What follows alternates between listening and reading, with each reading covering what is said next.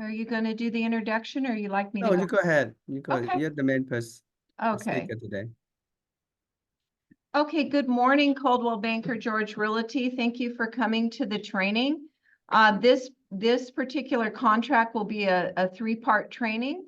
So today we're going to cover the section 1 through 3.4. So a little bit about this contract. This is a single tenant net lease. It is an AIR contract. It's not to be used for multi-tenant buildings, or are these ever to be used for residential? So a single tenant building is one building, one tenant on one parcel, one APN number. So on a single tenant net lease, the tenant generally pays for a lot of the building maintenance, and you'll see some warranty in here I'll go over. They're also going to pay some property taxes, the property taxes on the building. So some of the people that would use this type of lease may be like, I was asking Shumay last night, who would use this type of lease? A Starbucks, people like that, okay? So we're going to get into the basic provisions. If you see me looking down, I have pretty extensive notes. So this contract is, the first couple of pages is going to be most of your fill-ins. So page 1 and 2, they've structured it so that you're not hunting around the 19 pages to see where to fill it in. And I'll mention a couple of other things towards the back on paragraph 49. You're going to check a yes or no for arbitration of disputes, meaning is the form attached. And then on paragraph 50, the CASP, it's a certified access specialist. You'll answer some questions by checking them back there and provide the CASP report if the landlord has had an inspection with CASP, certified access specialist. So most of the provisions are at the front of the contract. You have a couple at the very end where you're going to check a box, okay? So we're going to get into this. 1.1 is the same as all the other contracts. You're going to put the date here, the date that you are completing or typing this lease agreement, and you're going to put in the lessor here, lessor / landlord, lessee / tenant. I like to get used to using these two terms because in commercial, you'll hear them lessor, lessee a lot. So the lessor is the landlord, the lessee is the tenant, and the premises. So let me back up a little bit. For the lessor and the lessee, if it's an LLC, you want to help the lessor get a documentation package together where they can make a good decision on leasing. So if it's an LLC, which a lot of properties are held under an LLC, an operating agreement will show who the authorized signatory is on that.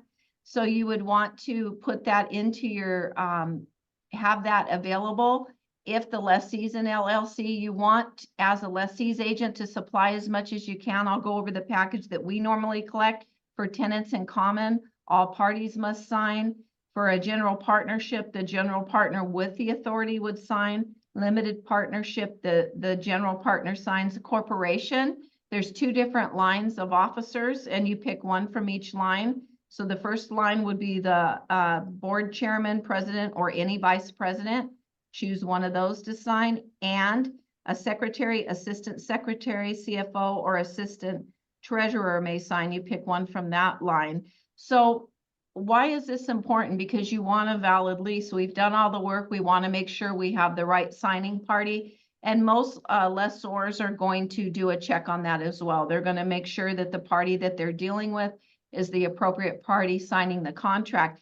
Now, if you have an individual signing the contract, here in California, we're a community property state, you may want to find out if they're married and mention that to the lessor that they are married, and are they going to require the spouse's signature?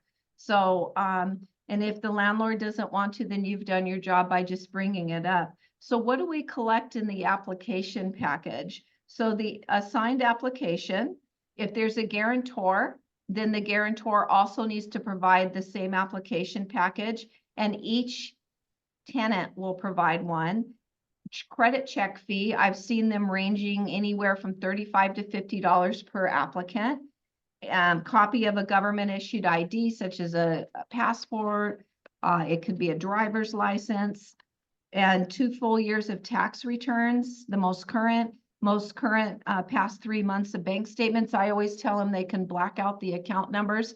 Now, some lessees aren't going to be comfortable providing you and having you with this information on them.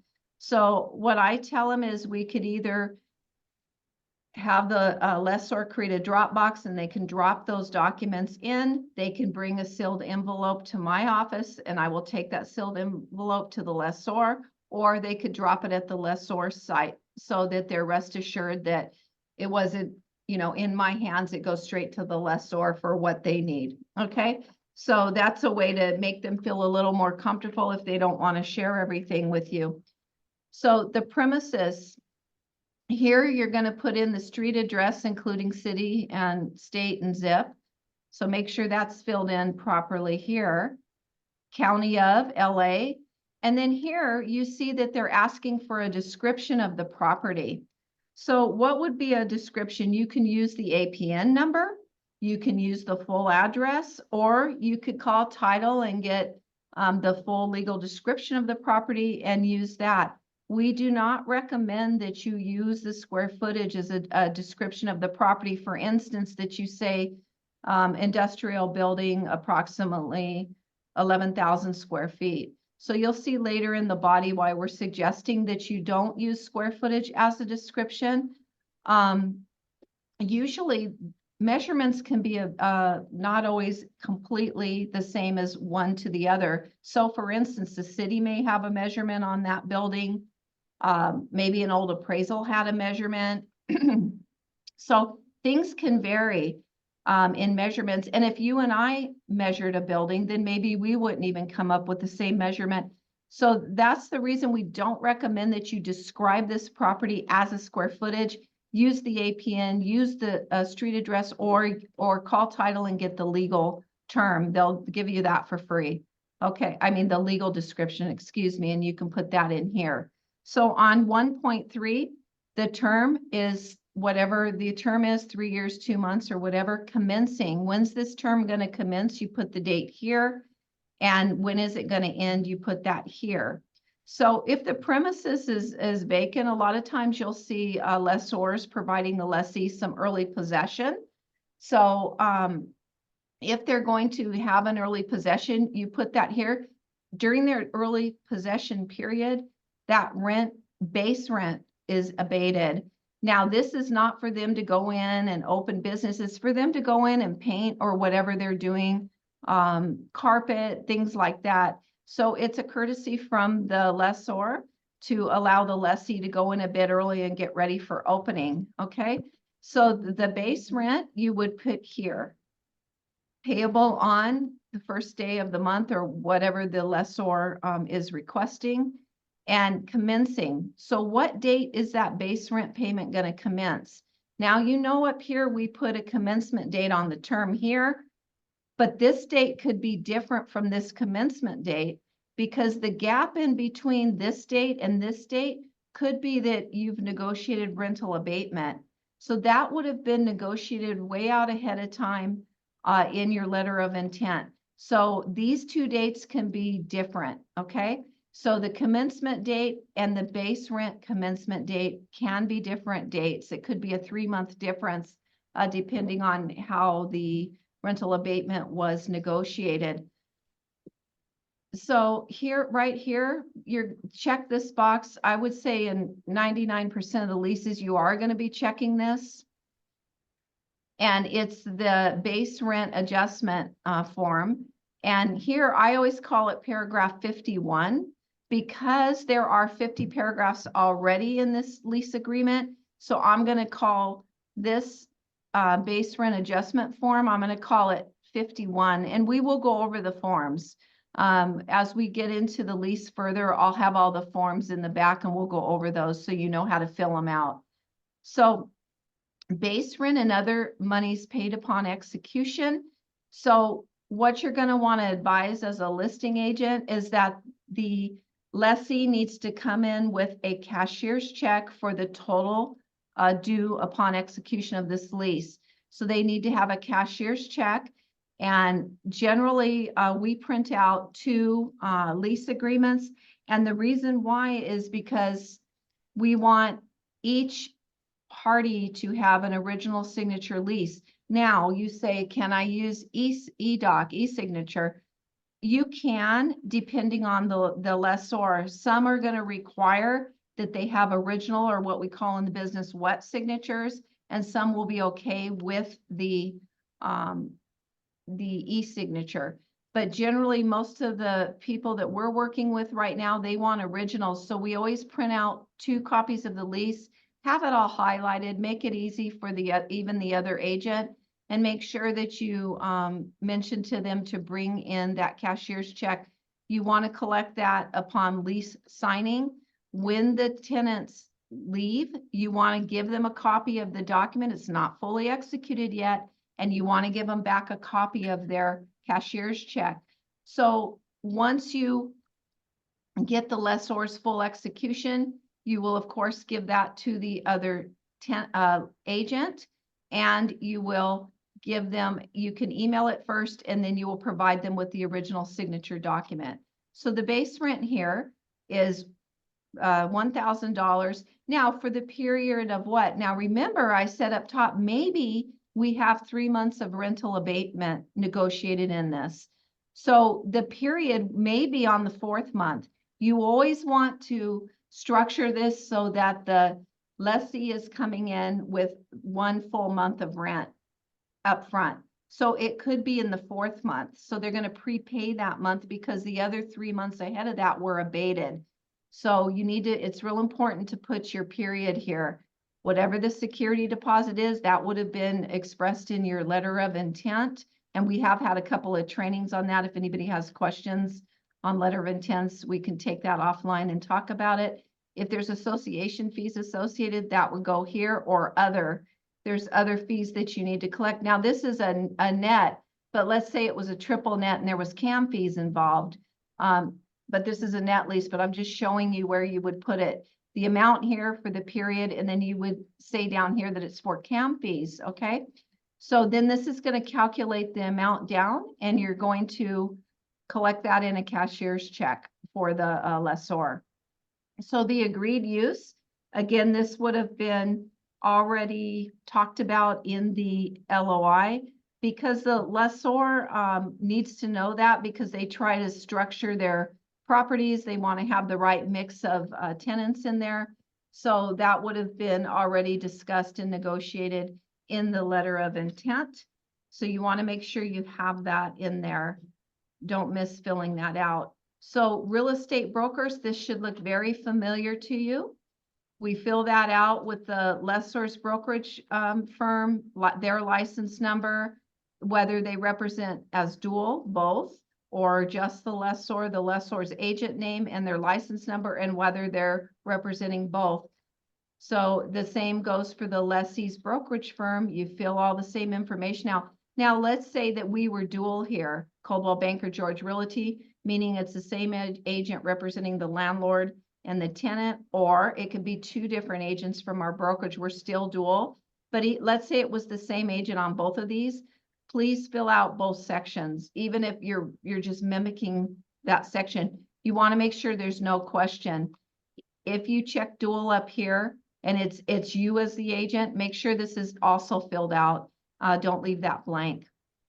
So B, payments to brokers. This is an important section to be aware of, and also for listing agents to make sure that they're reviewing the lease document when they're typing it.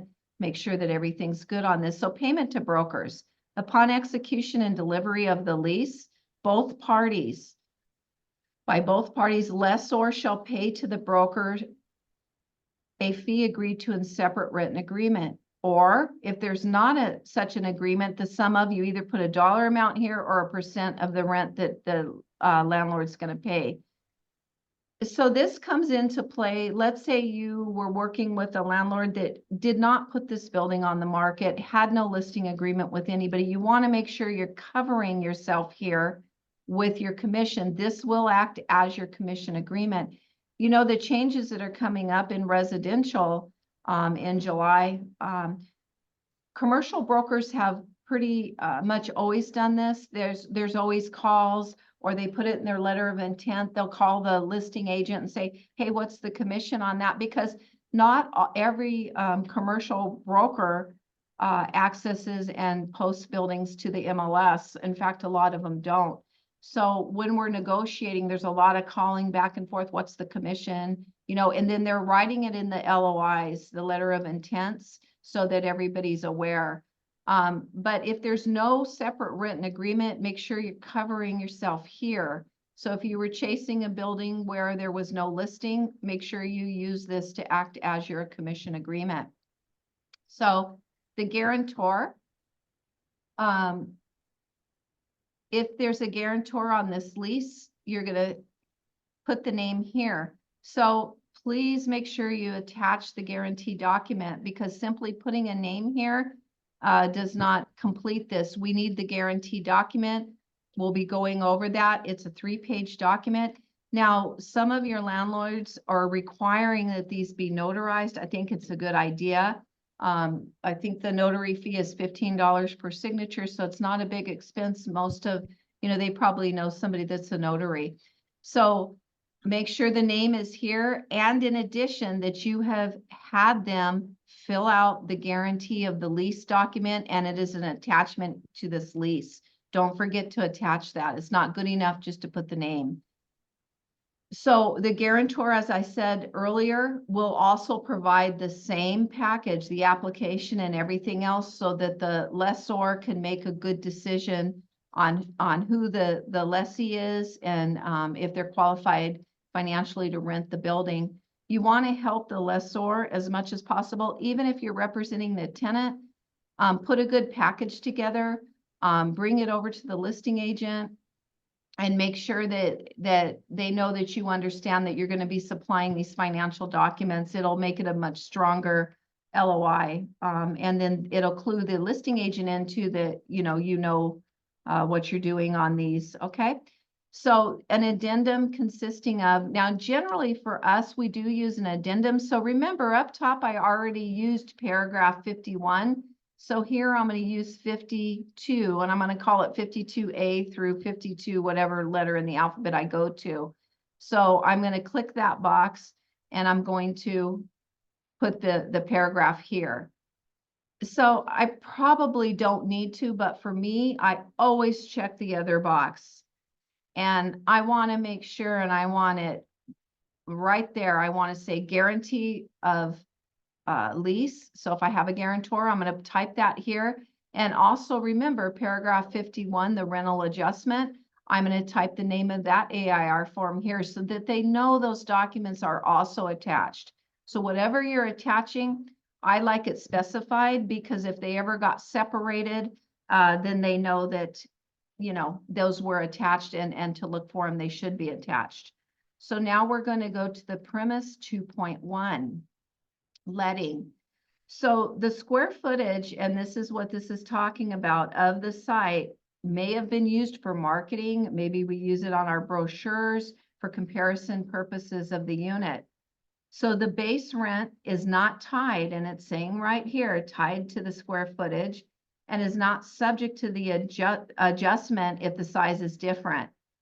So you see this note here, the lessee is advised to verify the actual size prior to executing this lease. So as an agent representing a lessee, it is really good for you to remind them to go ahead and measure the unit. There's people that do that professionally, or maybe you take do it the old way with a measuring tape or a laser measurer. But they can measure that unit, because the one thing when you're representing anyone is, you want to do your best for them, use your experience to their benefit. So right here is advising them to measure the size, because that's important. Maybe that's extremely important. Maybe it's, excuse me, going to cost them another $15 per square foot, and then they find that it's smaller. They're not going to be too happy. So just make sure that they're measuring or that they understand that they can. Okay, once you let them know you've done your duty, and some units, probably the size isn't as important. If it's sitting a retail unit sitting and staring at the ocean, maybe it's not as important, but some units it's going to be extremely important. But at any rate, make sure, as this says, that the lessee, that you've advised them that they can verify the actual size.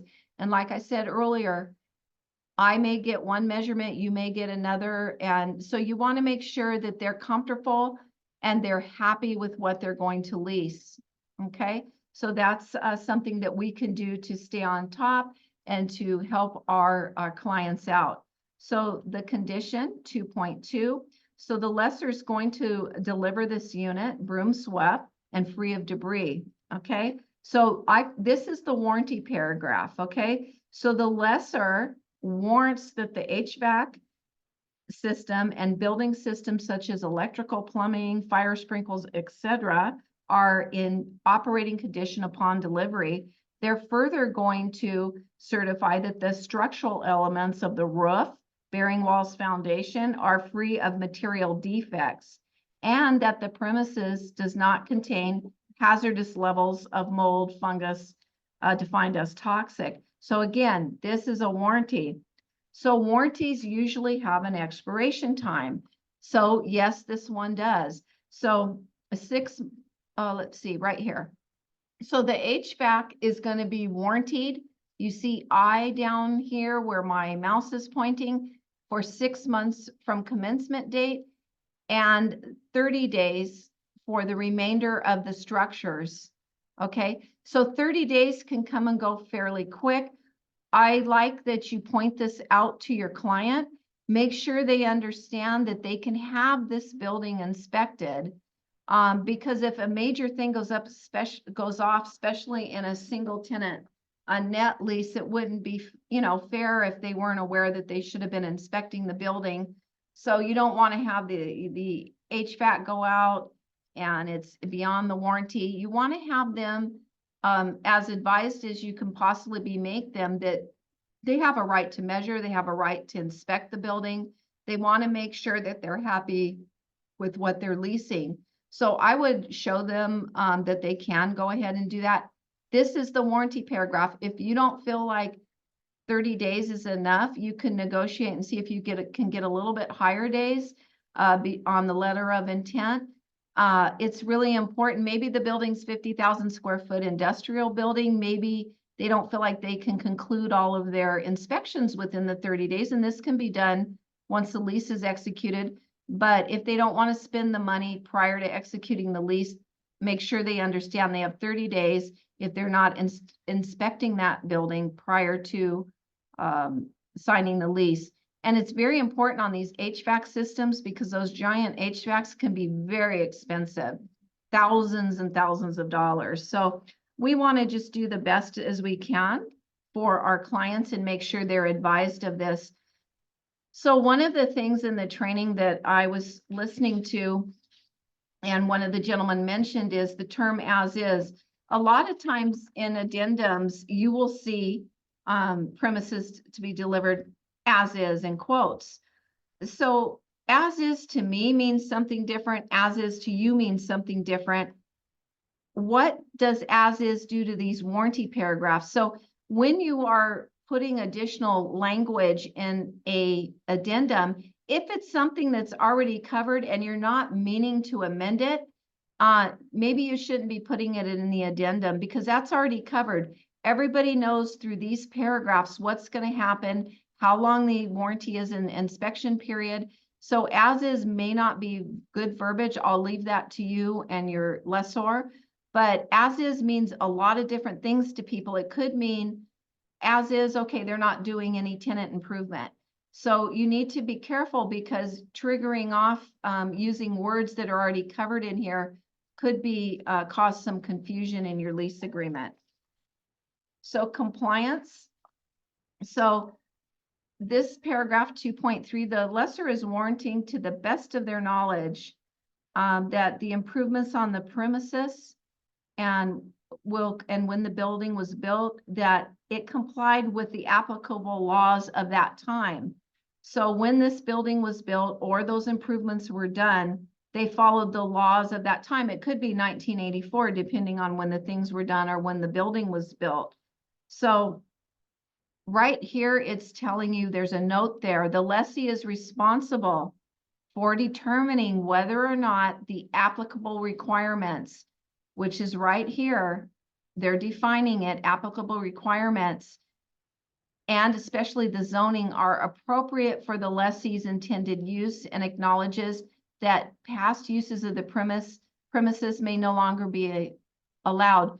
So another thing, when you are, I would say when you're starting your LOI with your client, I always say, even when I'm meeting someone and we're not even to an LOI stage, I show them the unit and I say, and they're, oh, I'm really interested. Okay, great. We'll do an LOI. However, could you check with the city and make sure your usage is okay? Even if I'm 99.9% sure that the usage would be okay, I'm not a city person. Zonings could be upgraded or downgraded or changed. So make sure that they're checking with the city. They go right to the city and check. If it's county property, some properties that we're working on reside in the county. They need to go to LA County. Very important. Help your clients. Have them be checking on this prior. Now, maybe it's complicated. The city can't really tell them right away if their usage is going to work.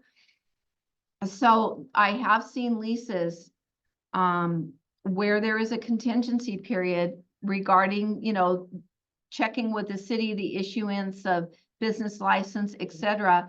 And I've seen contingencies that will run anywhere from 30 to 60 to 90 days.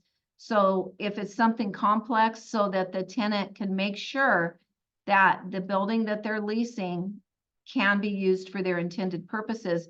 So very important when you meet the people at the unit, right up top, make sure that they're checking with the city. If it's really complex and it's hard to determine, they may want to have a contingency in the lease agreement for that. Okay. So if under this paragraph, if a new law requires modifications, like we've had buildings recently that have had to be reinforced, the brick buildings and things like that, or remediation of hazardous substances, which require capital expenditures. The lease agreement has a proration formula for this, so we'll go through some of that. So 2.3a, let's see.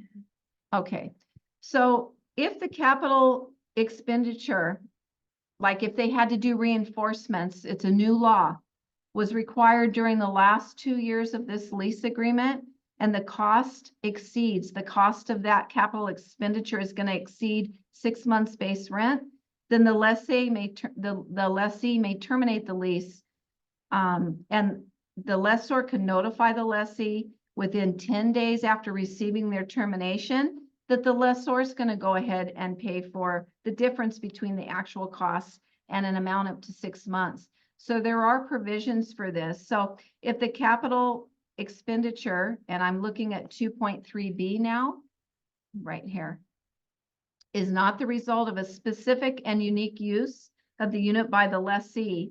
So let me stop right there. Sometimes when a lessee is building out, they're doing tenant improvements in a unit, it can trigger certain requirements. For instance, like ADA requirements, American with Disabilities Act. So I had an example of that, which I didn't even expect. We leased a small retail unit, and the gentleman was going through all his tenant improvements, and of course, getting it approved by the city and having them inspected, but it did trigger an ADA requirement. So what it triggered was there was a back door to the unit. It needed to be cut bigger, and it needed to be a certain type of material, some kind of metal thing. It was a heavy door. But anyway, luckily for that particular tenant, that cost was less than $1,000, but it was something that he wasn't anticipating, and I certainly wouldn't have thought of it. We're not expert at that. They need to check with the city. when they're going to the counter to check, they could make sure and say, do you know if there's going to be any extra ADA? The city might not even know until you start doing your build outs. The one thing on a retail unit that I will always do, or on any unit, any lease unit, is we will put in the letter of intent that the bathrooms are to be ADA compliant, because that's the only thing that we can do at that point, is to at least ask that the bathrooms be ADA compliant. But remember, the build out by the tenant can trigger other ADA requirements, not only on the interior of the unit, but it could also trigger some requirements in the common area. So you may want to address that in an LOI. This is what we're going to do. These are the improvements we're going to do. And if it triggers any ADA requirements in the common area, that shall be a lesser's expense, because that could fall onto the tenant if you don't make sure that you cover that. Okay? Yes. Since we're on that, where would we specify that that expense should, or is it within certain timelines that the tenant should notify the proposed tenant, the landlord, that this should fall on the? Okay, so the question is, where would we express that? So we would tie that in to the addendum. But prior to this lease even being drawn up, make sure that you're talking about this in your LOI, because you don't want a tenant to be surprised by, oh, the sidewalk needs to be upgraded, or they need to add another handicap parking space, something like that. So you want to address this in your LOI right up top. When you are, that makes me come to another point. When you are typing these agreements up, if you're the one doing it, I always make sure I have every LOI in front of me. So maybe there was 1, 2, or even 3 going back and forth LOIs. I'm going to lay a copy of those out. So as I'm going through and typing up this lease agreement, I'm checking off the terms that everybody agreed on to make sure that I've got them covered. You always want to have your LOI right in your hand as you're typing this up, okay? Because it's easy with paper flying and a lot of things going on to miss something. So have your LOIs laid out right in front of you while you're typing this up. So this 2.4 is an acknowledgement. So I'm going to tell you what the paragraph is saying, that the lessee is acknowledging that it has been given an opportunity to measure and inspect the unit. It has been advised by the lessor and/or the broker to satisfy itself with respect to the size and condition of the unit, including ADA, okay? So the only thing, like I said, that we can do in the LOI is request that the bathrooms be ADA compliant. So lessee has made the necessary inspections with regard to its occupancy. Check with the city, the government agencies, check zoning.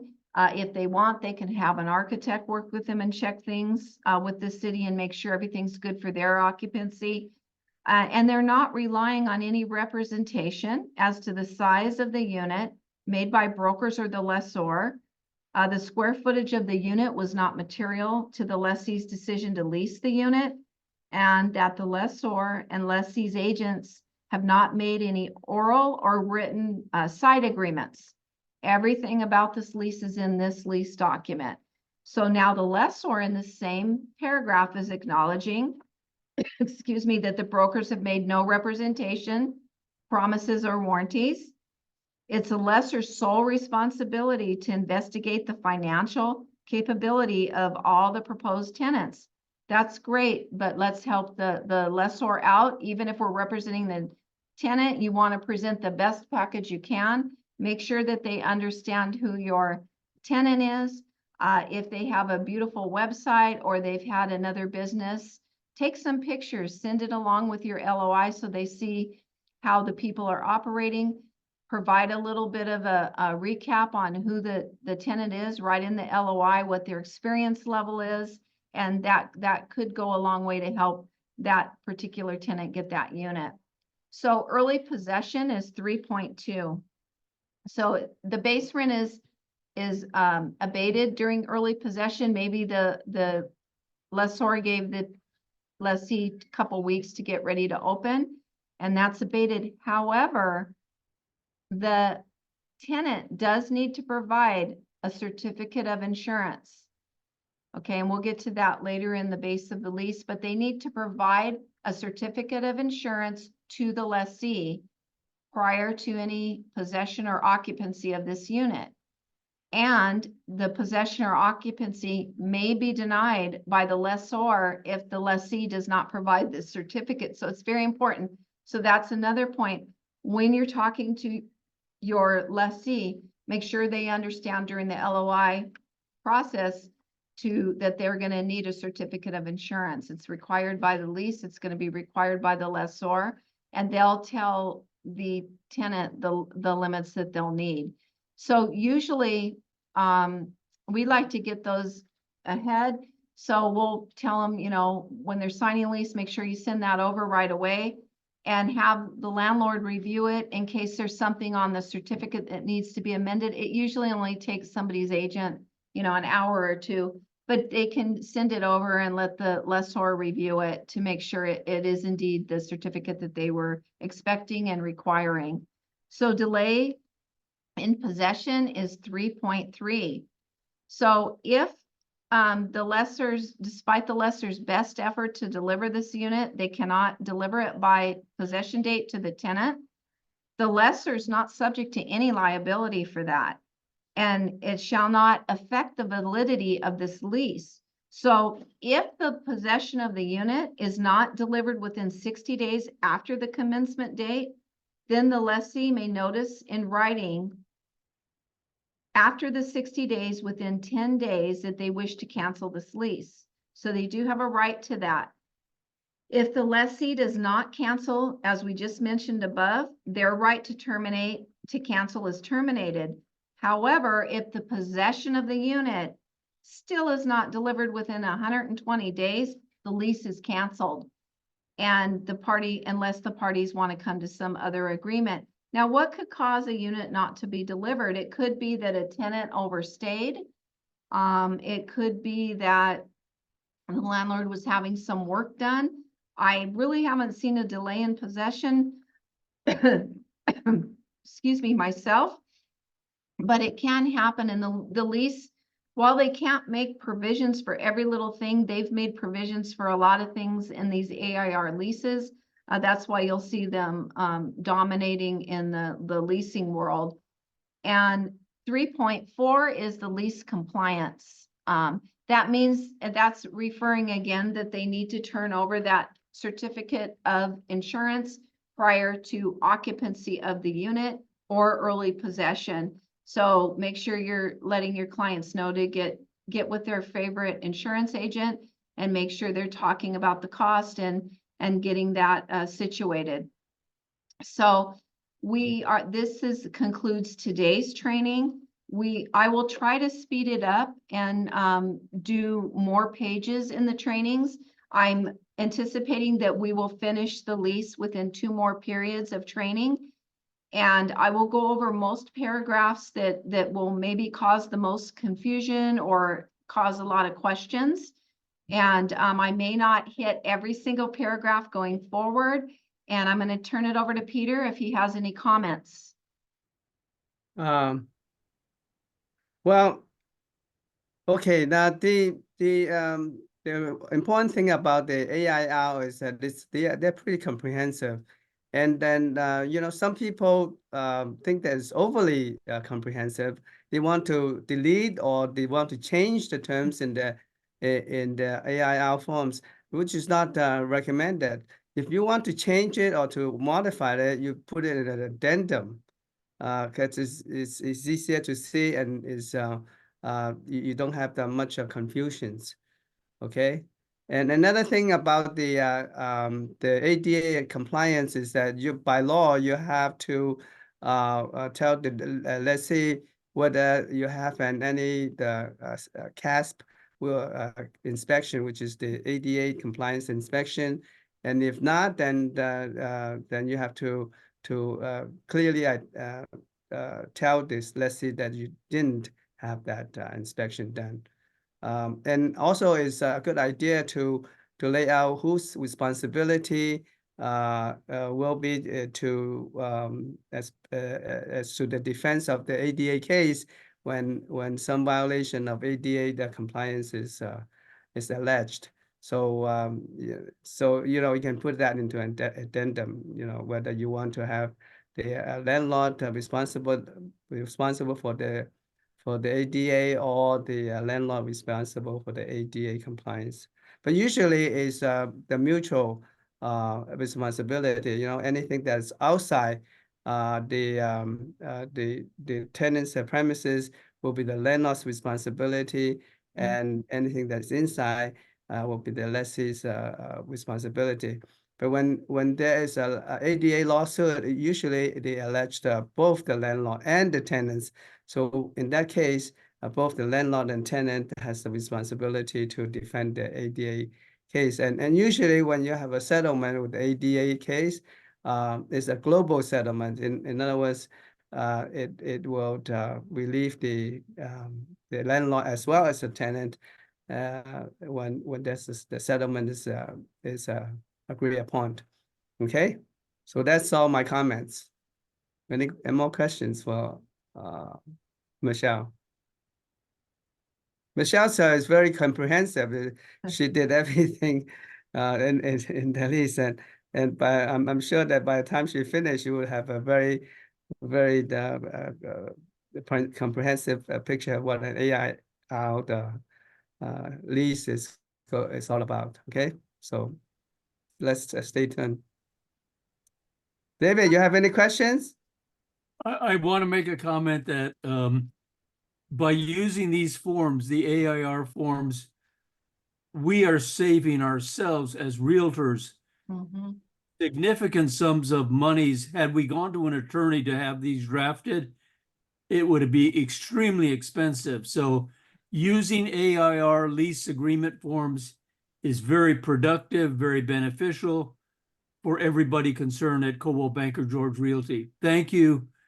Thank you very much for getting this presented to us. Michelle, you're great. Oh, thank you, David. Likewise. I do have a comment slash question. Okay, and a question from the room? Yeah, so when I've worked with the commercial tenants before, it's always come up that there's been an HVAC issue.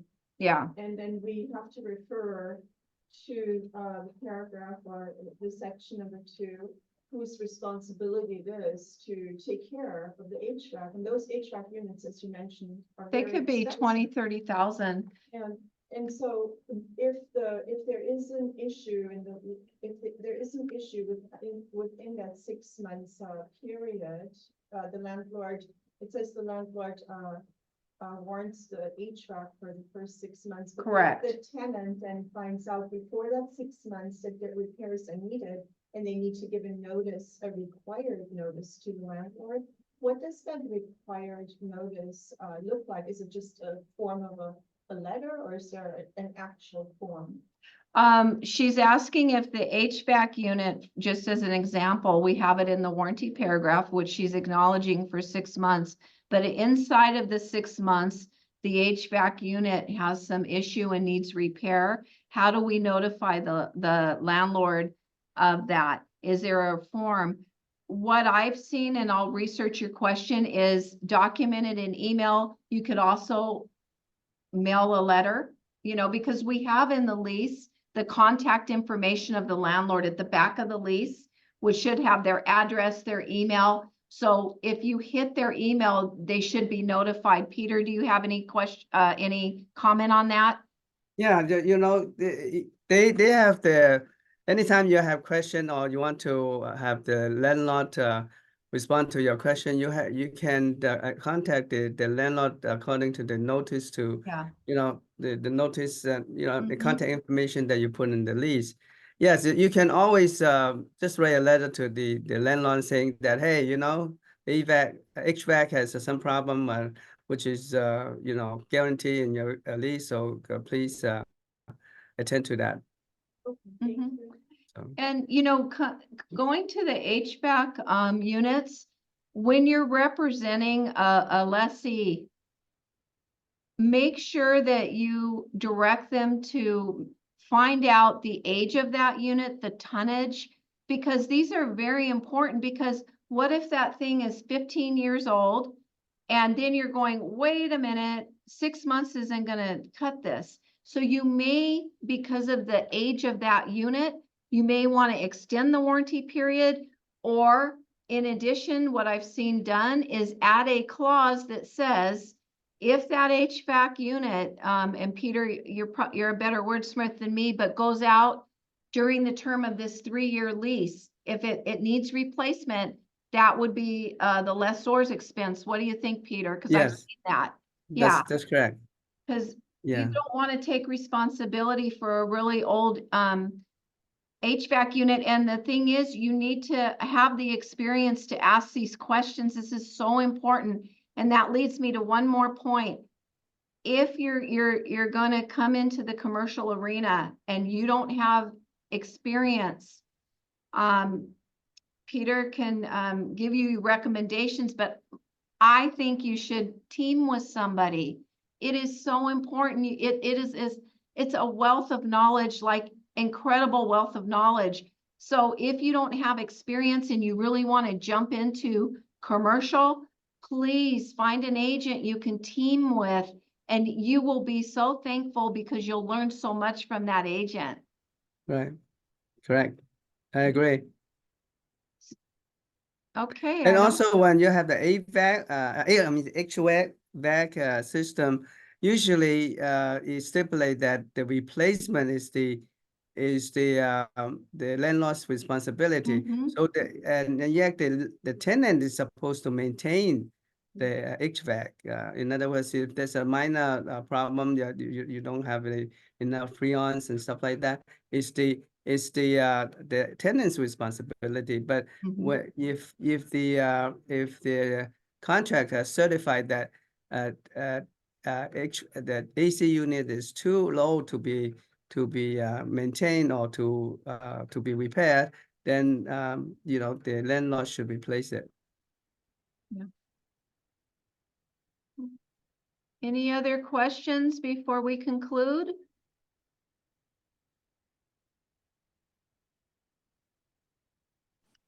Excuse me, this is Val.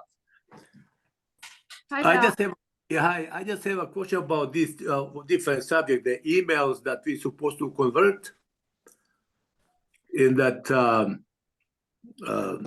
new, that will discontinue the other Coldwell Banker email. What about it? I mean, I'm talking about the email that you said we have to convert to the Outlook. Yeah, the I Outlook did- will be sunset by the end of April.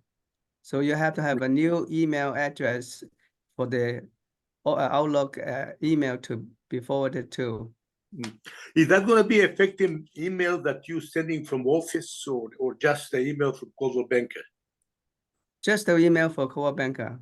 Yeah, I never had their email. I always, from the beginning, have only one, my personal. I never received an email Oh, from then them. you don't have to worry about it. Okay, that's what I wanted to think. I just didn't want to lose. Then you don't have to worry about it. Yeah. Thank you. I just didn't Sure, want to sure. lose the Sure, connection. sure. Okay. Thanks. Michelle, I have Yes. a question. I have a question on the if the tenant like the unit and they want to get the lease. So from what I am understanding, they can apply for the lease and put contingency upon the city approval of their intention of running their business, right? Yeah, well, you can, you know, of course you can, but a lot of times on more easy questions to the city, people don't generally have those contingencies. But if it's getting you know, if it's in depth and there's a lot of moving pieces, you can put a contingency, and a lot of people do, and that protects the client. And you know, that has to be negotiated through your LOI. Yeah. So you put a contingency, you know, for 30 or 60 days, that the tenant, you know, has this contingency period to ensure that they will be issued a business license and the zoning is correct. You have anything to add, Peter? Yeah, that you're right. Basically, yeah, you can always have a contingent upon the city's approval or giving you the permit to operate the business. I mean, that's only fair, right? I mean, if the city doesn't even want to give you the permit, then you cannot operate as a business. So Right. that's, yeah. Okay. Okay, thank you. Thank you. Mhm. Any other questions? Okay, I think that's it, Peter. That's good. Okay. Yeah, we'll see you guys next time, next week, right? Yep. See you Okay. all next week and have a great weekend and thank you for attending session 1. Thank you, Michelle. Thank you. Bye-bye. Commissioner. Have a nice Bye-bye. weekend. Bye.